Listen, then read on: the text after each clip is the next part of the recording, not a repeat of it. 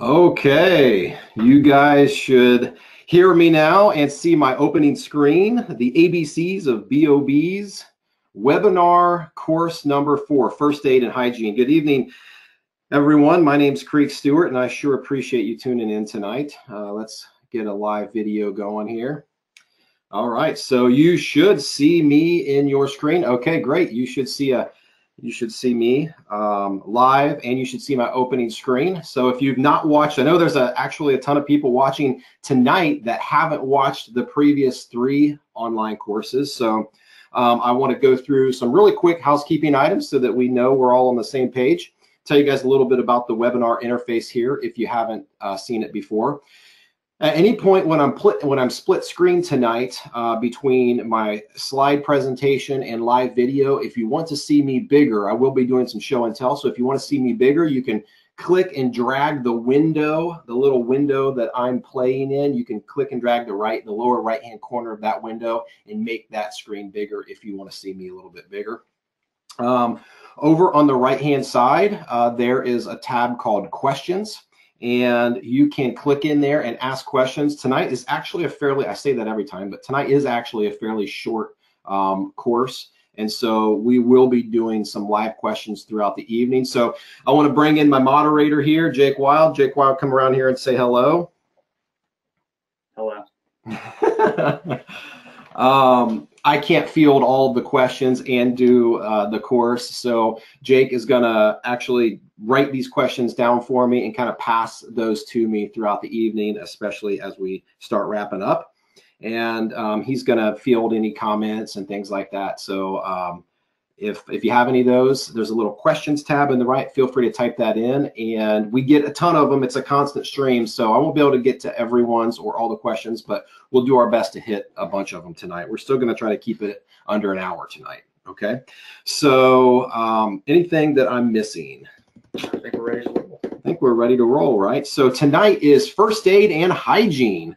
I'm going to go off I'll stay split screen. That's fine. For those of you who are just becoming familiar with me and what I do, my name is Stewart. I'm a survival instructor. I've been teaching survival skills for a long time, and I make no ifs, ands, and buts about it.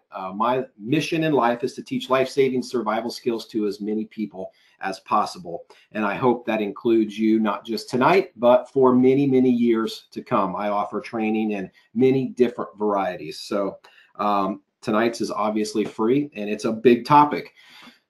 Some of you may have heard about me through a book that I wrote several years ago now called Build the Perfect Bug Out Bag. And I've said the last 3 webinars, and I'll say it again. It's been an Amazon bestseller ever since.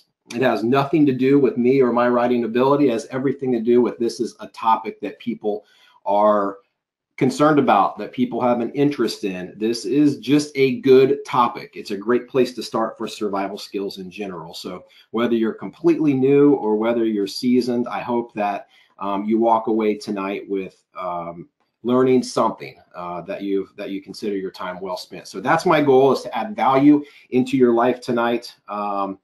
And I think I have what I would consider a pretty good presentation to share with you. So we're going to get right into the meat of it. We're going to start with bug out first aid. Okay.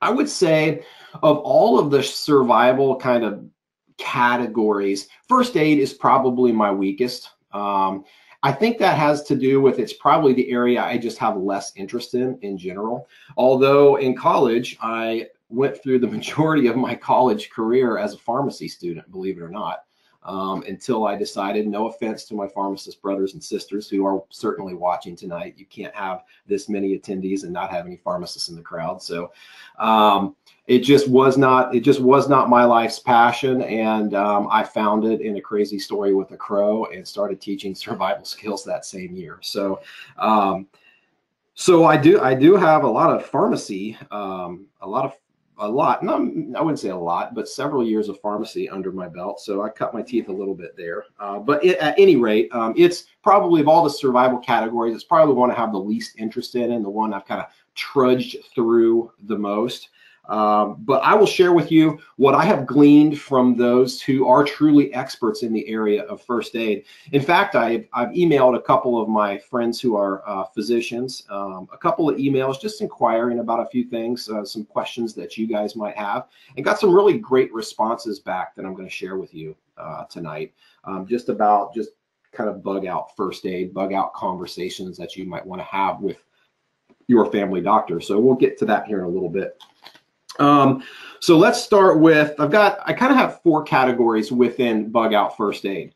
Excuse me. We've got kind of a level 1, a really basic kit. We've got a level 2, which is something more extensive, something, you know, that deals with really common, major first aid issues that happen in the field in disaster scenarios. I want to feature a bug out blister kit, which is a really important kit to put together that you need to have in your bug out bag. And then I want to talk a little bit about, I've been putting together, a friend of mine inspired me. I'll give you a little tease. A friend of mine actually who I've traveled with on many occasions inspired me to put together a little. He has this really cool case that they put together that he travels with. It's got all kinds of cool meds, and that has inspired me to put together a little mini bug out pharmacy that I'm going to share with you tonight. That I think is pretty cool. So, and then you'll know all of the, you know, based upon my personal bug out pharmacy, you'll know all of my weaknesses as a human being. So how's that sound? Okay, sounds good. So let's get straight into level 1. Level 1, when I say BOFAK, that's bug out first aid kit, okay? This is super basic information right here. I'm going to go through this list really quickly, and then I'm going to show you my level 1 kit and exactly what that looks like. We'll go to full screen and show you that. So super simple. We've got a variety of bandages. We've got some betadine ointment. For those of you who are not familiar with that ointment or that solution, it's an antiseptic solution that includes iodine, and it's available over the counter. It's available in a variety of ointment, solution, a variety of different ways you can use it. So I have an ointment, and also actually I have the solution. I say ointment here, but I actually have the solution. A topical antibiotic, most of you will know that as Neosporin, but there are several different varieties that kind of deal with several different topical bacterias. And a pair of tweezers. You know, for some reason, I am prone to styes. It's like once every 2 years, I get a stye on my eye. For those of you who don't know, it's kind of like a little, I don't know, it's a little infection of a little duct in your eye, I guess is the best way to describe it, on your eyelid.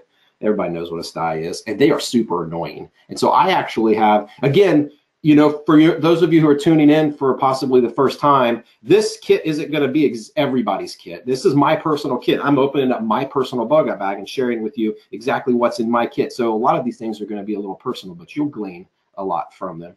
Oh, I left it down. I left it down on the table. I'll have to explain it to you.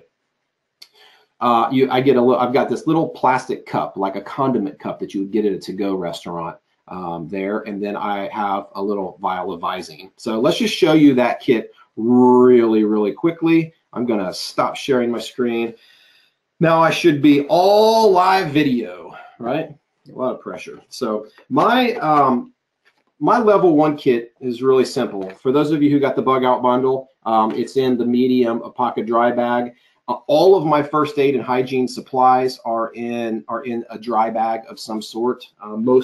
Most of the stuff included in the webinar tonight is sensitive to water, so I make a great deal of effort keeping this stuff dry. And at the end of the presentation tonight, I've got my bug out bag packed. All I got to do is put in these first aid and hygiene items, and we're going to weigh my kit live. So the pressure's on. I have not weighed it yet, so we're going to see exactly where it comes in. So. Okay, so I'm just going to pull items out of here. This is just a Ziploc bag full of a variety of bandages. That's a pretty fat stack of bandages right there. Got a big variety of bandages, some butterfly bandages, some big gauze bandages, a lot of just regular Band-Aid type bandages in different sizes. Nothing really to write home about in this kit. This is just bandages that I've collected over the years that go into my bug out bag. And then the other items in here are really simple. Here's my little sty ointment. Okay, just kind of helps lubricate, just because that's something that I'm prone to. I don't know. Maybe it's because I just spend so much time outside getting filthy. I got a little thing of Neospore in here that I could slather all over a wound. These are, when this says an antibiotic, it definitely is. This can really help control the growth of bacteria on the surface level of wounds. So this stuff actually does something. It's not just like a lubricant. So these little topical antibiotics are a really good idea to slather onto wounds to help those heal up. A pair of tweezers, critical bug out item. This is these are the Uncle Bill's sliver grippers. For those of you who haven't seen these are a really cool little tweezer. They you just kind of pull them and they pop out. They're a metal, really sharp tip. Uncle Bill's sliver grippers. It's a really cool little tweezer. They go in there. They kind of pop out. They're actually made in the USA. Probably the only tweezer made in the USA. It's a great little, you put it on a keychain or something if you wanted. It's really lightweight, stainless steel. Then I've got a little bottle of Hygiene. You'll notice that I have more eye stuff in mine than most. It's just because I tend to deal with eye issues. One time I was on a hike and I got something in my eye. I was like 2 days into the hike and didn't have a mirror, couldn't figure out, didn't have a phone at the time that took good pictures, and really struggled, and I had to turn around and come back. Some of you have already heard that story, but that's one of the big reasons why I have a lot of eye stuff. Now I don't have the little plastic cup for an eye injury. Had a guy, and actually an eye surgeon, write an article for my blog one time that dealt with eye injuries and eye care in a bug out type scenario. And after he wrote that article, I included something in my kit. Now, when you go to, I was kind of getting all this stuff together, and it's the one thing I left in the other room. So it's a little, if you go like to a bar, I got these at a local barbecue restaurant. If you go and get some extra barbecue sauce, they're going to give you like a little plastic cup, and it's about the perfect size to go over your eye like that right there. And the idea behind this plastic cup is I will use Leukotape, which I'll talk about in the blister kit a little bit later, and you could tape this plastic cup over your eye, and it is a kind of a protective shield for your eye if something is stuck in your eye, if there's some kind of a damage to your eye. The last thing you want to do is be brushing against your eye or fiddling with your eye, and this is something, just a simple plastic cup like that. I'm sure you could buy something that's designed for the eye, but this is something that he recommended, an eye surgeon recommended. So it's something that I include in my kit. So that pretty much,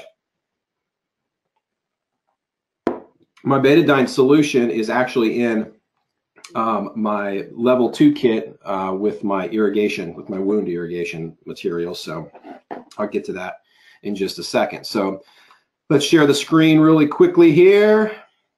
All right, we're going to go to level 2. Now we start getting a little bit more exciting. You know, this is stuff that isn't necessarily putting all my stuff back into this level 1 kit, because when we're done tonight, I want to put everything that I've talked about in this entire series into my bug out bag. I've got it kind of packed, pretty packed except for these items.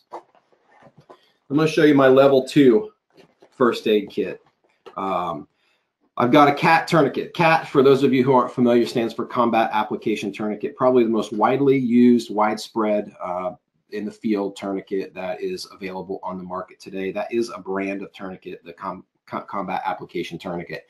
All of this will be, for those of you who are taking notes, don't worry about taking notes. All of this is included in your resource list, the list of links that I send tomorrow morning as a follow-up.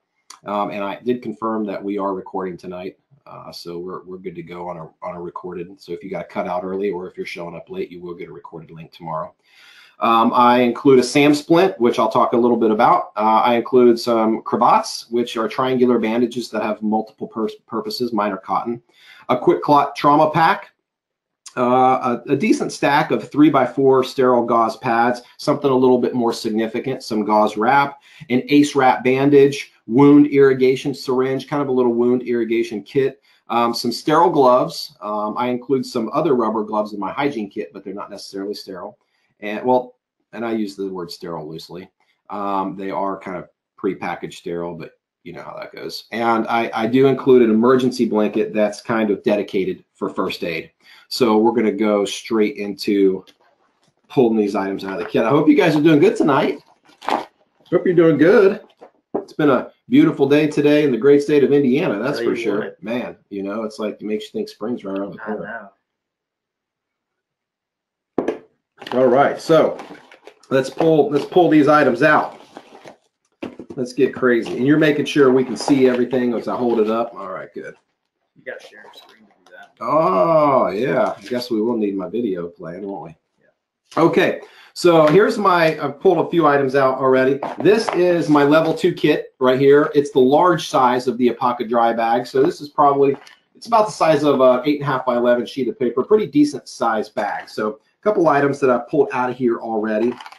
I've got a little wound irrigation kit. This is what has my betadine solution, which you can cut with water. I think it's maybe 10 to 1. You might want to do your own research on that, but the stats I hear are 10 to 1. You could probably get some feedback from some physicians who are watching. If you're doing an antiseptic wash with betadine, what's the recommended ratio? I know, because I don't have saline in my kit. You could boil water to have just a water irrigation.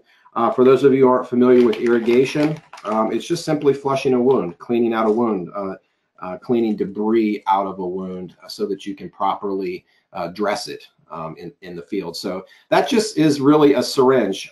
In the field, you would boil this to kill any germs that are on this, ideally, and then you would use your betadine antiseptic wash mixed with water, 1-to-10 ratio, unless I'm corrected, or a boiled water, or ideally a saline, which is probably the most popular.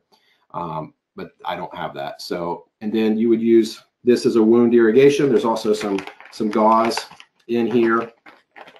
So that's a little wound irrigation kit. Let's talk about a SAM splint. This one's not even open. If you're putting a splint in your broken bones, sprained ankles, these are probably some of the most common injuries in the field. And the most popular way to deal with that, in my opinion, the best way to deal with that product-wise is a SAM splint. They're typically orange and blue. This is a military version, so it's green, it's olive drab. SAM splint, it's aluminum core wrapped in foam. They tout that you can literally splint even any bone on the human body with this. You can cut through this. I include a pair of medical shears in my blister kit that we'll talk about here in a minute. You can cut through this to do little splints for your fingers, but you know, you can see that this can mold around, you know, to give you an idea, this molds, it's got an aluminum core. You can mold that around your arm. You can see where I'm headed with this in just a couple of seconds. So it's very moldable. This is by far, it's even got some little graphics on there to help you figure it out. This is by far the most popular splint sold in the marketplace, and an incredibly effective one at that. So if you feel the way I do and want to include a splint in your bug out first aid kit, I would definitely go with the SAM splint. I think you can probably get these for about $10 or $12. It is in your resource links as well. All right, so here's my sterile gloves, pre-packaged.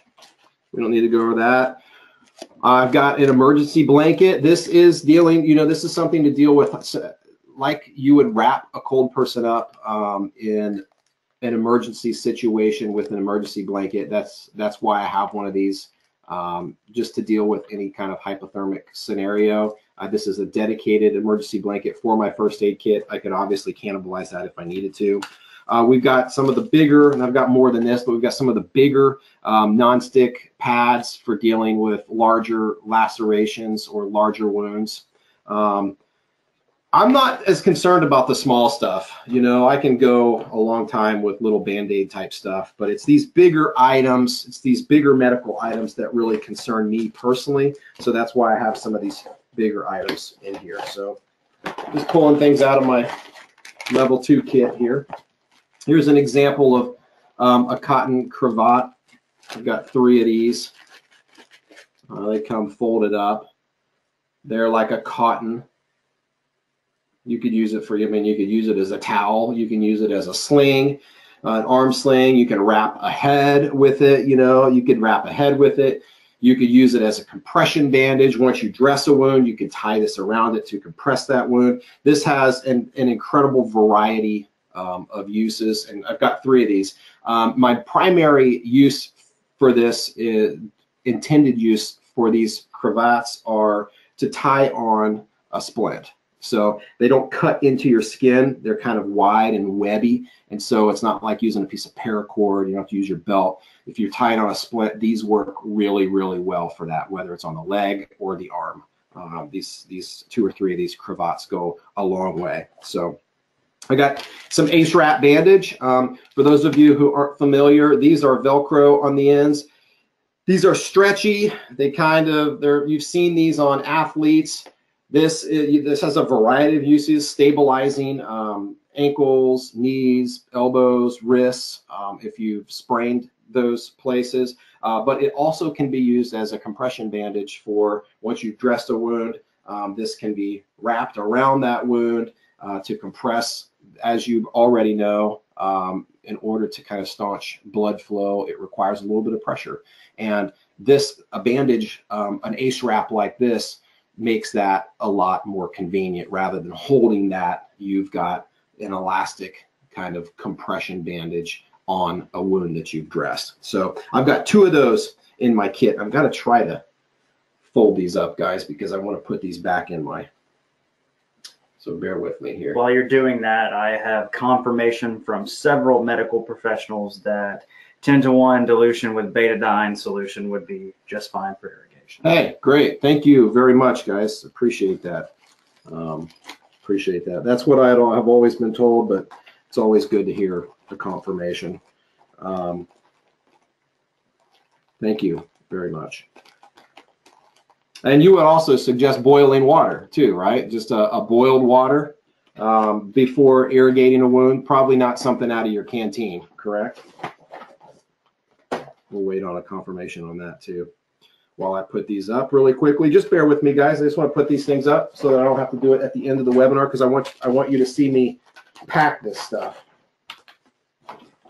in my bug out bag. It's important at the end of this for you to see me pack my bug out bag and get everything situated. I want you to see that final weight, and I want you to see that final kit on me. Okay, so there we go. Kind of bulky, but a pretty important part, I consider a pretty important part of my level 2 bug out first aid kit is this quick clot trauma pack.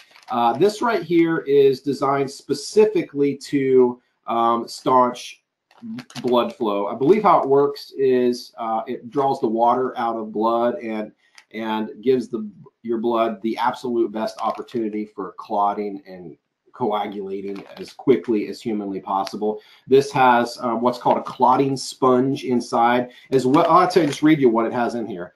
Clotting sponge, trauma pad, pair of gloves, antiseptic wipes, duct tape, there you go. Triangular bandage, probably similar to a cravat.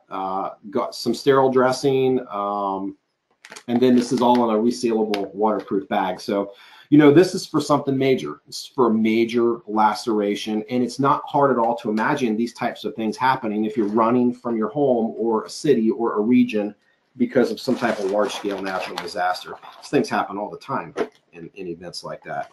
Some more of those gauze pads, a roll of gauze, sterile. Got my emergency blanket.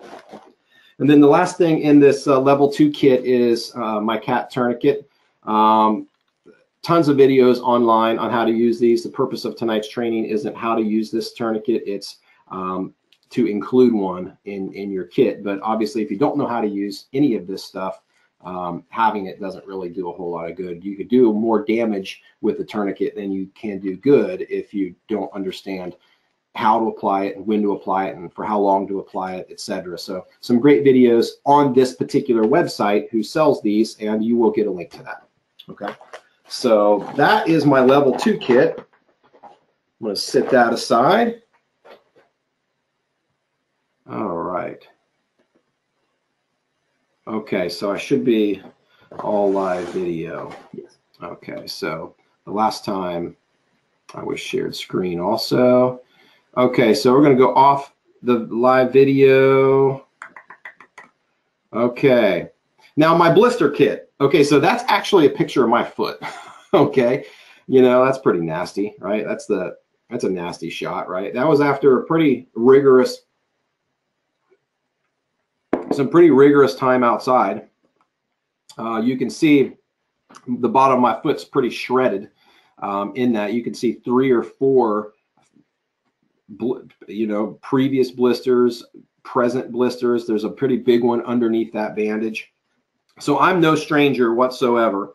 I'm not showing that to get sympathy. I'm showing it because I'm going to attest firsthand to the effectiveness of the blister kit that I'm about to present to you. Those of you who tuned into 12 things you didn't know you needed in your bug out bag, you're already familiar with this kit and probably already have the materials for this kit simply from that webinar. So I'm going to talk about these items really quickly. We're going to, unless you just want to keep seeing the bottom of my foot all blistered up there, I'll give you a break from that. Okay, the key component in this kit is what's called Leukotape. It's a German-made product. There's probably a variety of tapes that are designed like this, but it was designed for the athletic industry. This stuff right here is designed to stick to skin, unlike Band-Aids, which just slough off. Duct tape is not designed to stick to skin. It does come off when it's wet. Guys, this can get soaking wet. You can shower in it. You can have trench foot in it, and it will not come off of your foot for a couple of weeks unless you want it to.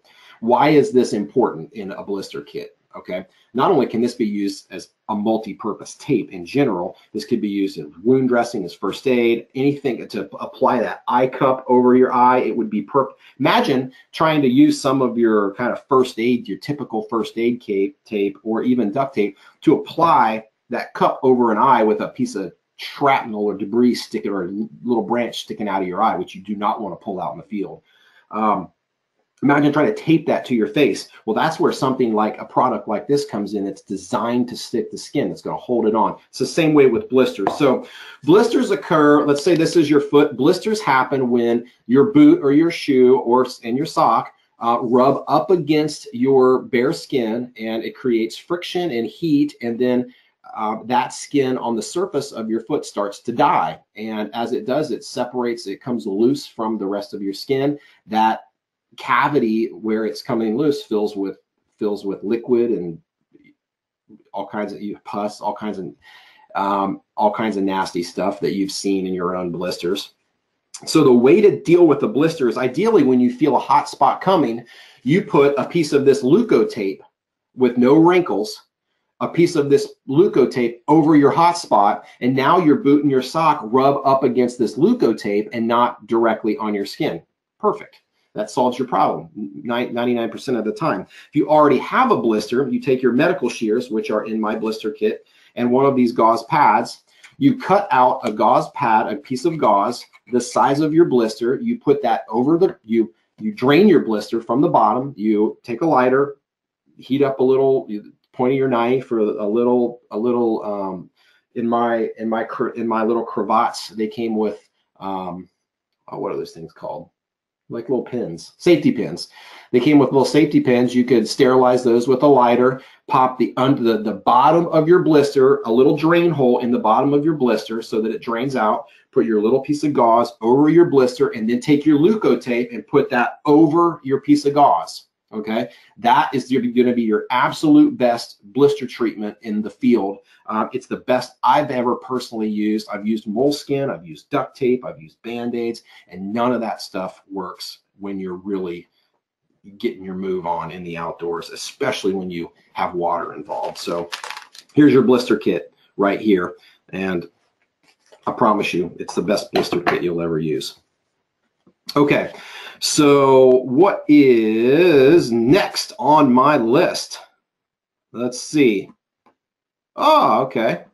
So let me, before we get into that, so I told you in the beginning, I contacted a couple of who I would consider buddies. If you're watching, you may be saying that, Creek, I'm not really that good a friend of yours, but I consider you a friend if you're watching tonight, and I appreciate your feedback and input into this particular part of my series.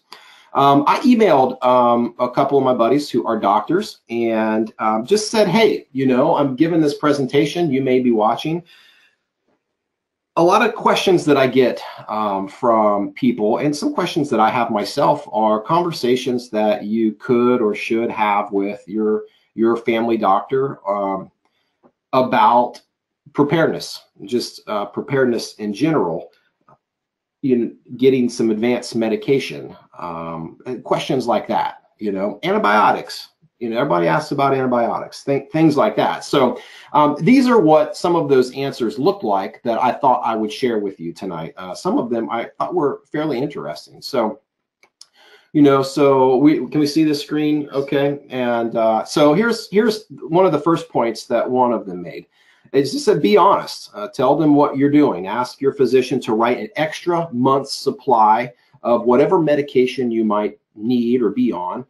To keep in your bug out bag. Just say, you know, I'm building a bug out bag. You know, doctors are smart. You know, anybody who's putting together a bug out bag, they're smart individuals. You may even get he or she thinking about building their own bug out bag with some of these questions if they haven't done that already. This individual said this is not an uncommon request at all for patients who travel a lot in the country or overseas to get some extra medication. One of my friends, a different physician, actually said, see if you can get the prescriptions filled at a pharmacy that will provide them in a plastic blister pack, 1 dose to the blister. He said, according to the medical letter, a very conservative medical publication that is focused on drugs and treatment, in a blister pack environment, unless the blister is cracked or punctured, medication is good for at least 5 years beyond its expiration date or its out date, which I thought was really interesting. I didn't even know that was an option to have medications filled in blister packs. So it might be a question you want to inquire with your pharmacy that you use about some of the meds that are being prescribed to you. I'm going to talk about my personal bug out pharmacy here in a minute. And it's always a good rule of thumb, just with your bug out bag in general, but certainly any medications, to keep them out of, you know, keep them room temperature, ideally a little less, 50, 60 degrees, you know, is ideal. You don't want those products, or your bug out bag for that matter, in the sun, having extreme heat, extreme cold type temperatures. So I always keep mine in kind of a shaded lower level closet. That's where I keep my bug out bag. So let's see what else some of these physicians had to say. Odds are good that anyone serious about building a decent bug out bag has a number of friends who are doing the same thing. Thought this was a great point. Use a little teamwork. John gets the Cipro, Jane gets the Septra, Charlie gets the handful of tubes of a good topical steroid, Carla, etc., etc. You get the point. Then everyone sorts out what they have and helps each other build their own bug out pharmacy kit. And when he used the phrase bug out pharmacy kit, I felt very, very validated in that. I'm like, okay, I'm on the right track with my own personal bug out pharmacy kit. A conversation, this is the way one physician typed it to me. Doc, I'm trying to build a kit to help me and my family get through a couple of days if things get really disrupted. Of course, he or she is going to immediately understand that that's possible. Nothing fancy, just enough so that if we're stranded, we can take care of the most reasonable issues. So if we're going to set something like that up if you were going to set something like that up for your own family, what would you put in it? And if there's anything that it would require, and if there is anything in it that would require a prescription, would you be willing to write me a prescription for it?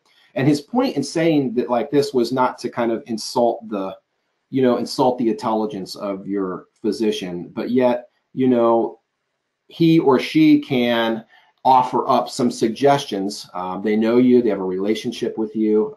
If they don't, then they could still offer up some suggestions on what they might put in their own kit. And again, this may spark he or she to develop a little kit of their own if they don't have that, because obviously this is all really good information that we should be talking about with the people in our lives. It's good, solid information. Okay, what do we got? What do we got next? So, okay, let's talk about my bug out pharmacy a little bit. So I'm going to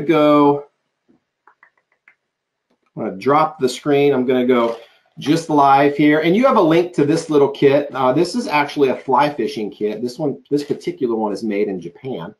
You can see about the size. It's about a 3 by 4, something like that. I'd say that's about 3.5 by 4 inches-ish. I include the link to this particular one. So I'm gonna bust up my list really quick here, and we'll talk about what's in my own personal bug out pharmacy. Okay, probably my kryptonite. And Creek's kryptonite is motion sickness, man. Jake Wild can attest that, man, I go south real quick. If I'm not driving, if I am not in charge of the situation, I go south real quick. So one of the top ones on my list is some Dramamine. And so I think I've got, 6, 7, 8 pills, whatever would fit in this little 1/2 inch by 1/2 inch thing. So number one is Dramamine for motion sickness. I've got some antihistamines. I put Benadryl. There's a variety of antihistamines over the counter. Got some aspirin for pain, fever, and inflammation. Some Tylenol for virtually the same thing, except for something that feels more like a cold or a flu. I've got some Sudafed PE, decongestant primarily. Sulfamethoxazole. That's a UTI, urinary tract infection specific antibiotic. For some reason, over the years, I've had, in the past 10 years, I've probably had 3 or 4 UTIs, which is kind of weird for a guy to get UTIs, but it happens. And they tend to kind of come on when I'm out really pushing myself in the wild, when I'm dehydrating myself, when I'm kind of eating irregularly. Although I did drink a massive root beer one time, which is totally out of my character. I typically drink water or some tea or juice. But I drank a massive root beer one time, and like the next day I had a UTI. I don't know if it was the sugar or what. Maybe you guys can weigh in on that too. But I am prone, I guess, to UTIs, and daggone it, if you have ever had a UTI, those can go real south real quick, and they are the most annoying thing in the world. And quite frankly, if you don't get treatment for them pretty quick, those things start turning into a serious UTI, and then they start turning into a kidney infection, and then you start dying. So that's just kind of how it happens. So I take that stuff pretty seriously. So I have a full prescription, which is 2 per day for 3 days, sulfamethoxazole for UTI. And then I have what's called phenazopyridine, which it's a urinary tract analgesic, which kind of hides the effects of a UTI. If you feel those coming on, those antibiotics, this is probably too much information, but if you feel a UTI coming on and the antibiotics take a couple of days to kind of all that create, for you to start feeling normal again. And this phenazopyridine, and there's a variety of kind of names for those too. And actually you can get one over the counter called Azo, probably it's pronounced, for kind of hiding the symptoms of a UTI. I've got some Dayquil. NyQuil is my med of choice for the common cold. But it knocks me out, so I put some Dayquil in there. Got some anti-anxiety medication. I'm not one to be prone to anxiety, but I figured it's not something that seems very uncommon. that would be very far-fetched in a bug out scenario. And so I've got some anti-anxiety medication in, you know, probably 4 or 5. Okay. And then I've got, and then my next one is actually a pain medication. I had a hernia operation, and I've got some pain. So this is some like serious pain medication, and got some of that in my bug out pharmacy kit. But Tylenol and things like that, a lot of over-the-counter drugs have some really good pain effects as well. So I got some Advil in there, which is pain, fever, and inflammation. And I've got some anti-diarrheal. Imodium would be good. I've got bismuth tablets. And then we've got some antacid tablets as well for heartburn, kind of upset stomach, gas, things like that. So those are the items in my personal bug out pharmacy kit. Yours are probably going to look totally different. Okay. And that's completely fine. Now, one thing I want to mention that I think you could potentially find interesting is I know there are some diabetics in watching tonight. So I know there are some diabetics, and because I always get questions about insulin. Okay, now remember, we're talking about a 3-day bug out with this particular web series. We're talking about a 3-day bug out. Okay. I've been told on numerous occasions by numerous physicians that insulin dependent diabetics, insulin is good at room temperature for up to 28 days before it starts to deteriorate. And so that's far beyond our 72-hour bug out concerns. So as far as a bug out bag goes, it's not something that should scare insulin dependent diabetics. However, they would obviously be have some issues in a long-term grid down scenario. But like a friend of mine told me once, that is extremely unlikely to happen, a long-term grid down scenario. So a couple other things that I don't have that are very popular to have in a bug out first aid pharmacy type kit is, number one, a lot of people carry sutures. I don't carry sutures. I feel that I can close a wound effectively and properly with the kind of bandages and butterfly bandages and things like that I have in my kit. So I don't feel the need to carry sutures. I've heard of people carrying hemostats, clamps for suturing or to clamp down on a bleeder. So that's something that I've heard people carrying that I do not carry. And the last thing I wanted to mention when it comes to this bug out first aid kit is an EpiPen.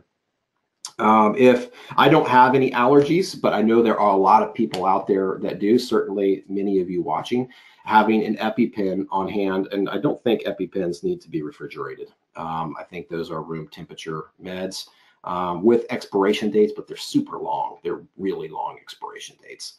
But you would absolutely, if you have allergies, want to have an EpiPen on hand in your bug out bag. And I'm certain that your physician would, you probably have those already, that you could probably have an extra one already that you could put in there, but I'm certain that your physician would help you facilitate that. So let's talk about the next major category here, which is very important and a category that's oftentimes overlooked, and that's bug out hygiene. Poor hygiene leads to first aid issues and can certainly make first aid issues a whole lot worse. So let's go through the items really quickly in my bug out hygiene kit. Okay. All right. So bug out hygiene kit. I've got my chapstick. You know, I can't go more than like 2 days without chapstick. I can't go more than like 5 minutes without hair ties. So you want to get me in a really bad mood, stick me in some wind without hair ties. That's just, you know, I've got long hair, so I've got a few extra hair ties in there. Insect repellent. I pre-treat, and I'll show you guys all of this as well. I do pre-treat my entire bug out outfit with permethrin, which is which is a treatment that you spray on clothing. It's washable. It lasts like 60 days, and it's really effective, especially against ticks. You spray it around like kind of your waistband and your ankles on your clothing. And there are some clothing items that are for sale already with permethrin type treatment on them. But I'll show you my permethrin here in a minute. I carry sunscreen. I carry 2 light load towels, which I'll talk about, some earplugs, rubber gloves, toothbrush and toothpaste, and an N95 mask. And here's my continued list. I carry a variety of wipes. I don't carry toilet paper. I carry like a wet wipe, not only for using the bathroom, but they're really handy for just cleaning up surfaces in general. I carry a specific wipe for surface cleaning that I'll show you. Carry an Epic wipe. For those of you who are PocketBox subscribers, you probably have one of these. It's a big, massive, it's a huge, massive wet wipe that you could, it's a full body type situation. A friend of mine from Northern Indiana actually gave me a Ready Bath Select set. I'll show you that. And that's a kind of an 8-piece kind of medical grade bath from a company called Medline. Hand sanitizer. I carry some hand wash or some body wash, a mirror, a comb, and a notebook and a Sharpie marker. Those are the items that I carry in my my hygiene kit. So you've seen, got a little that's got some of my pharmacy information on it, and I've got my little notebook here. Here's that little Ready Bath. You can buy these in kits. I think the smallest kit I found was about 30 of them. But somebody gave this to me, so I still have it in my bug out bag. It's got like 8. It's antimicrobial, hypoallergenic. It kills germs and eliminate odors. It's for like a medical grade. Some of you are nurses and you already know exactly what this is. The wipes I use for surface wipes are called Great Stuff Work Wipes. Someone actually also a friend of mine also introduced me to these, and I really liked them, so I picked up a case of them. And then I just use I'm just a big Huggies fan, so I got some Huggies wet wipes. So those are my wipes, kind of bulky and big, but they are really lightweight. And so let's bust into the rest of my kind of hygiene kit. Here's my Sharpie here. All right, there's my Sharpie. Here's what that Epic wipe looks like before it's unpackaged. I've got my hair ties around that. It's a big mat. I had to pull it out. It's massive. It's towel size. Yeah, we use that. You use one of those, and we used those in Mexico, didn't we? Yep. We were out in the desert in the middle of nowhere in Mexico doing some training for Survival Skill of the Month Club, and that's how we took our bath for a few days. So I just have a little bit of kind of hand and face wash, body wash. Got to have a mirror, guys, not just for signaling, but just, for all kinds of things. Let's make sure Jake Wild's doing his thing. There he is. There he is. Look at that. See, look how good I am using a signaling mirror. I can get it right where I want it. All right. Hand sanitizer. What else we got here? Here's my N95 face mask. N95 means 95% of what's kind of floating around. That's just kind of a good rule of thumb is get an N95 mask. Toothbrush, toothpaste. Just got some rubber gloves. These obviously are not sterile. That was in the bug out blackout kit. These are kind of cool. These little light load towels. They're compacted into these little pucks, but they fold out. They come out to huge. Like, what's this one? This one's 12 inches by 24 inches, 1 foot by 2 foot.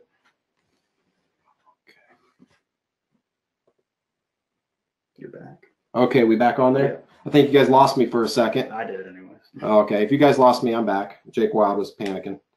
All right.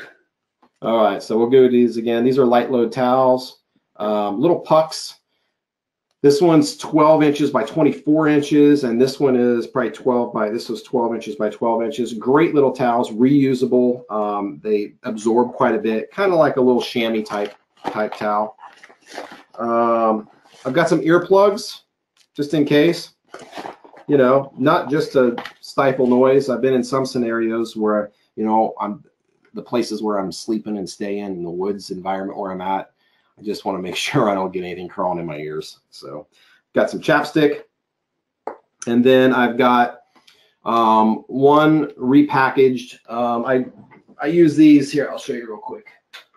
You can get this Hygiene travel kit. I pulled mine out because I kind of occasionally use them for things. You can get this Hygiene travel kit. It's got a big variety of kind of plastic things in there. Insect repellent. I'm using one for insect repellent. The insect repellent, somebody actually emailed me last week and said, and recommended this, but this is the insect repellent that I've used for a long time. And so I felt very validated when they said it worked for them. This is a Sawyer controlled release. It doesn't stink. It's, you know, it's only 20% DEET instead of 100%. So, you know, DEET's pretty crazy stuff, but it is really effective. And so this is what I use for insect repellent. I've just repackaged it a little smaller. All righty. And then I've got sunscreen, just a 30 proof sunscreen, and I've got those labeled with my Sharpie marker. This is what your permethrin looks like. It comes with a little spray bottle, and you spray that on your clothes outside and let it dry. And once it dries, it's good to go, and you can totally wash that stuff. Okay, it's good for like 60, it's either 60 days or 60 washes, something like that. So that is the bulk of my bug out hygiene kit. While I'm putting this back in here, any interesting questions you got written over here for me? Yeah, I got a few. All right. Hopefully you can read my writing. Earlier webinar videos. I'll tell you what, I'll put a link in this email, in the final webinar email. I'll put a link to all the other recorded webinars. That way, if you're watching this one, if you're signed up for this one, then you'll get a link to all of those. So I can totally do that. I'll do that tomorrow when I put together your resource email, and you'll get the resources, the links to all these products that I mentioned. Except obviously you have to use your own kind of pharmaceutical stuff that you deal with. What have you been what have you been drinking tonight and all of the other nights you've done webinars? By far the most popular question. Seriously? By far, hands down, every Sunday night it's been the most popular question. Well, you can guess this one. This is Tang. No, I'm just kidding. This is orange juice. I'm a big orange juice fan. Probably, I don't even know what I was drinking the other nights. Probably a variety of some kind of tea. I make a lot of homebrew teas.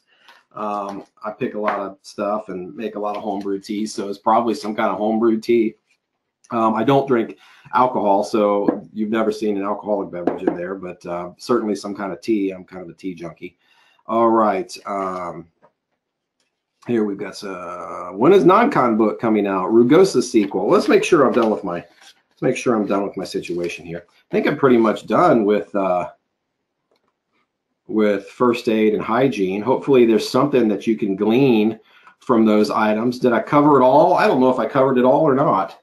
I don't know if I covered everything or not, but we're going to switch to Q&A.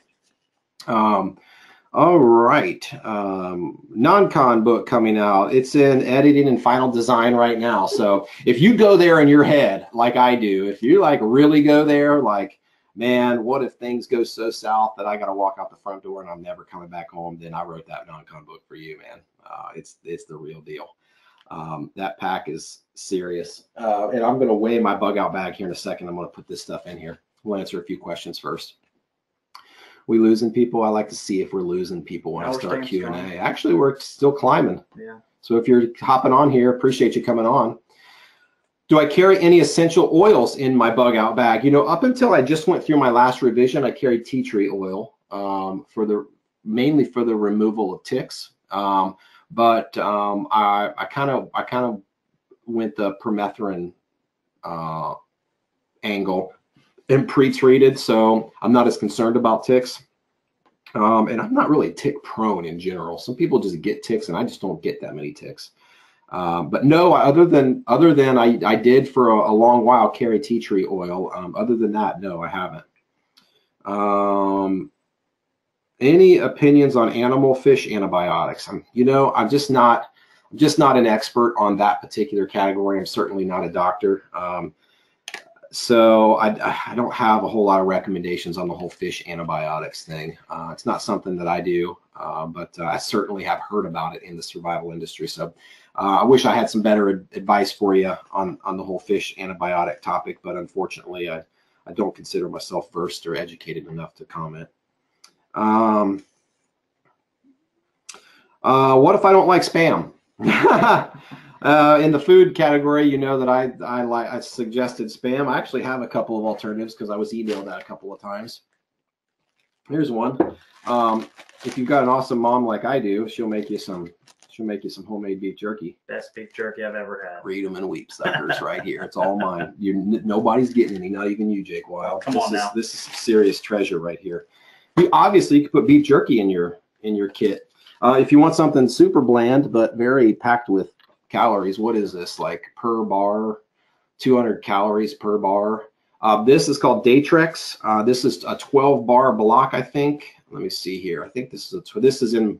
I keep some of these on hand. Let me see. I think this is a 12 bar block. Yeah. Serving size is 1 bar, and it's 12. You got 12 servings in here. So let me read you the ingredients on here. You'll find it really interesting. So you're probably thinking, dang, I mean,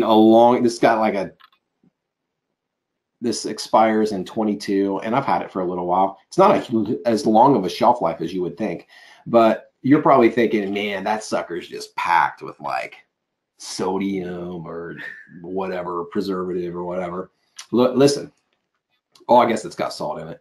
Wheat flour, vegetable shortening, which is the bulk of it. It's basically pemmican. Wheat flour, vegetable shortening, cane sugar, water, coconut, and salt. It's not the worst tasting thing in the world. I broke one out once time just out of curiosity. It's bland, but it tastes like it you would imagine. You know, it's not the worst tasting stuff in the world, but these are very commonly packed on like lifeboat rations. So you could go the Daytrex route, Datrex. If you don't like Spam, you want something specifically survival related. Certainly a lot more calories. What else we got here? Does your prepackaged trauma kit in the level 2 bag have an expiration date? That's an interesting question. Let's see. We're going to find out. We're going to find out live right now.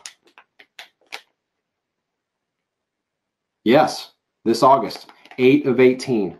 And I've had this, I probably got this particular one at least 3 or 4 years ago. I pulled this from the stock from the Not If But When survival store when we were selling these, and I pulled this from that 3 or 4 years ago. So I would say it's good for 3 or 4 years, 3 years-ish. So, but yeah, this fall, this one actually expires. So great question.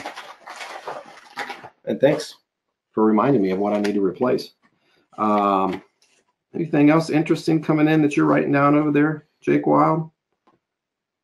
All right, we got all kinds of good stuff coming in here.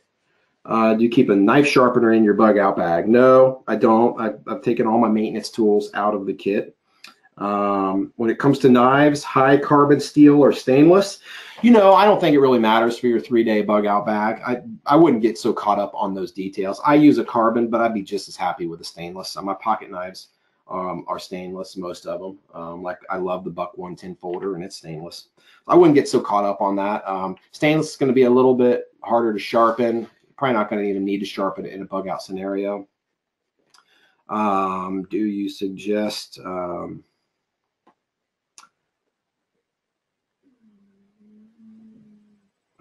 can't read your writing on that one.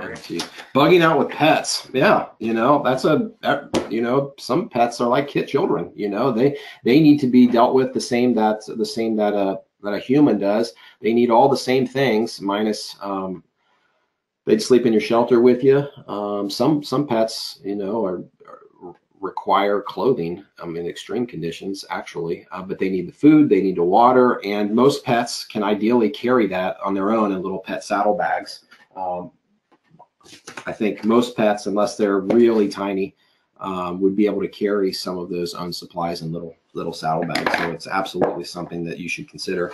And you want to make the decision beforehand if you're taking your pet with you or if you're leaving it at home, because that actually is a valid decision. You know, some of you have your pet as a donkey, you know, and you're probably not going to take your donkey with you in a bug out, you know, or you've got a lot of pets, you know, 20, 30 dogs or something, you know, and you might have to make some tough decisions, and those decisions are always better made beforehand. So you know exactly, there's no debate in the heat of the moment. I'm going to weigh my bag. Let's weigh this beast. All right, so so here's my kit. You think I wouldn't groan so much picking up whatever this is. All right, so here's my kit, taking up the full screen. I'm just putting these last random items in there. It's pretty full, you know, it's pretty full, but this has everything in it or on it that I have talked about in this series, okay? So everything in it or on it. All right, so this is going to take a hot second here to pack this stuff up. If you got any random questions that you'd like to see me address, I'd be more than happy to. All right. Jam this sucker in here. These last kits would have been easier to put in beforehand, that's for sure. All right. We got any guesses on how much it's going to weigh? Oh, yeah. Guess. Yeah, guess. See how much this sucker's going to weigh. Take a guess. Somebody said 45. 45. Man, I hope not. I won't be able to walk very That's far. 245, actually. 245s? Uh-oh. 32, 33, 35, 47. Okay. 40, see, I got my water. I put this. This is my Buck Compadre on there. I just put that on there. Weighs about what my camp does. I got my full. I got my bladder full in the back here. All right, got my multi-tool on here. You can see she's pretty packed up. All right, and I even got any Hoosier Grizzlies. Got my Grizzly mace on there. You never know, right? Okay, so I know what you're thinking. Where's your tent at, Creek? I got it. Don't worry. Don't worry, I've got it. All right, let's get to scale. I had to get a scale for this one. All right, let me move my laptop here. All right, I can't fudge this one. It's the moment of truth. All right, you got to keep me honest, Jake Wild. Yeah, I'm gonna let you hold it. Okay. Show them it's 0. Is that 0? Here, let me show you. It's 0. See that? All right. We're at 0. All right, 1. There we go. Now this is just my bag right now. It's 29.6. Verify for me, Jake Wild. I'm verifying. Okay, 29.6. Now I've got to add my tent. Okay, so I've got to sit here. I'll move it up here a little bit. Maybe we could just do some quick math too if we need to. No. I want to see my tent on top here. Okay, so I got to put my tent on top because I actually prefer, I could strap this tent to the top, but I actually prefer to carry this tent by the handle. Okay, so what is that, 35.8? Yep, 35.8. That's what 34, 35. So right at 35 pounds. That's about where I thought it was. Okay, so let's see if I can put this bad boy on without fogging the room with grizzly mace. Oh, man. Oh, man. Wouldn't that be something? All right. Could you imagine? No, I don't have my wipes in there yet. I see those sitting out here. I don't have those on yet. That's all right. Those only weigh a few ounces.